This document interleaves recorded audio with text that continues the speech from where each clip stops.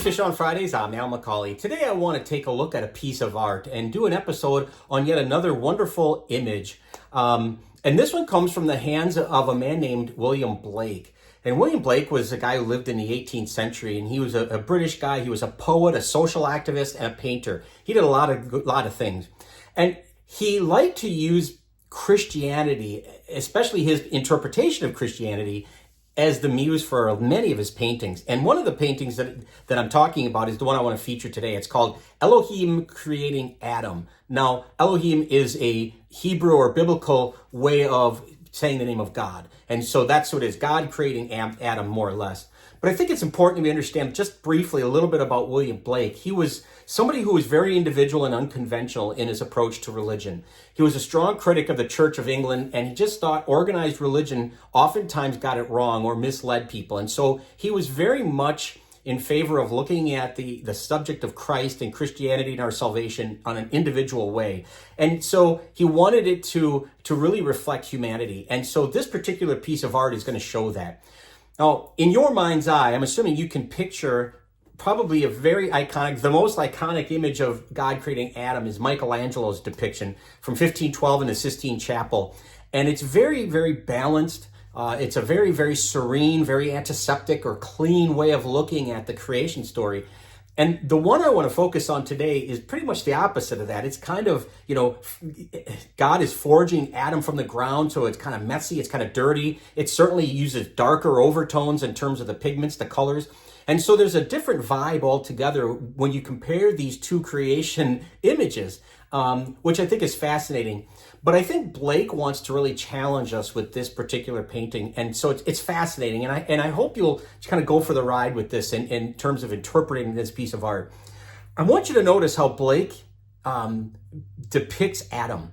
He looks like he's in anguish. If you look at his face, especially compared to Adam in Michelangelo's image, he just kind of looks like nonchalant, whatever's happening is happening. But Blake's Adam is very much like in anguish. He looks like he's reaching out from, almost like away from God, almost in anguish. In the watery darkness, he's grasping for something. It's like this idea of trying to return to the earth.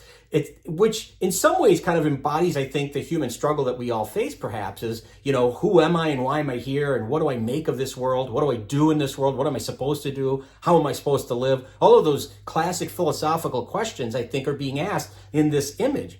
But it looks like Blake's Adam almost wants to be unmade, like he's turning away from God, wanting to get away from God. And I think it's interesting, too, because pessimistically, Blake paints him in such a way that you could make the connection that he's already manacled to sin. I mean, creation is happening, and almost in that instance, you see the serpent wrapping around his leg, around Adam's leg, as if to already start the process of temptation and sin. And to emphasize that point even further, notice that Adam's foot is in the shape of a hoof, like the devil's foot would be. Almost like we are becoming more demonic by embracing sin than we are divine.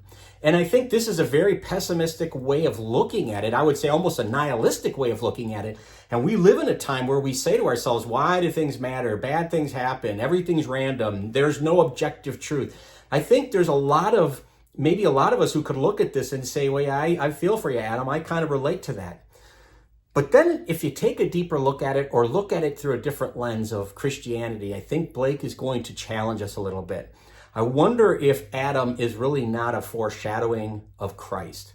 And this is what I mean by that. If you look at how Adam is portrayed, his arms are out to the side as if to almost prefigure the cross. If you look carefully at his left hand, Christ's left hand, you could see a nail mark in it, that it's already, not only is he prefiguring the cross, but he's already been dead on the cross. The nail mark in his hand is there.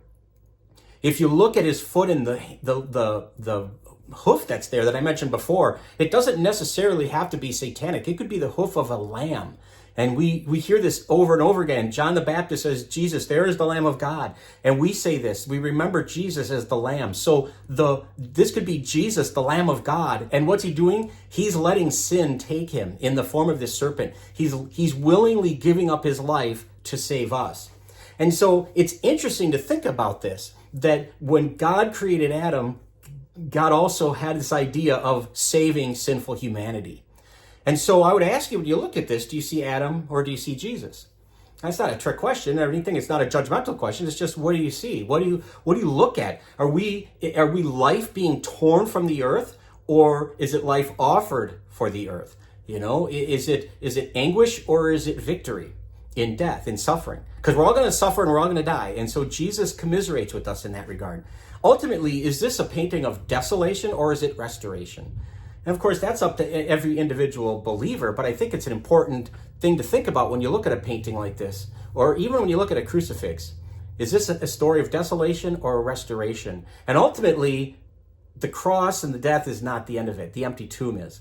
And we are people who are resurrected. We are an Easter people. And so we say Alleluia. And that is really what we need to focus on. So if I'm looking at this painting, I want to look at it. I'm inspired to look at it from the standpoint of, yes, we fall into sin, but Jesus is there to redeem us. The Lamb of God saves us through his own suffering and death. So anyway, that's my take. Hopefully you found this interesting. If you'd like to share this content, that would be great. We'd love it if you'd subscribe to our YouTube channel or follow us on Facebook. But either way, we hope you will keep tuning in every Friday for Fish on Fridays. Until next time, please be good to each other, and God bless.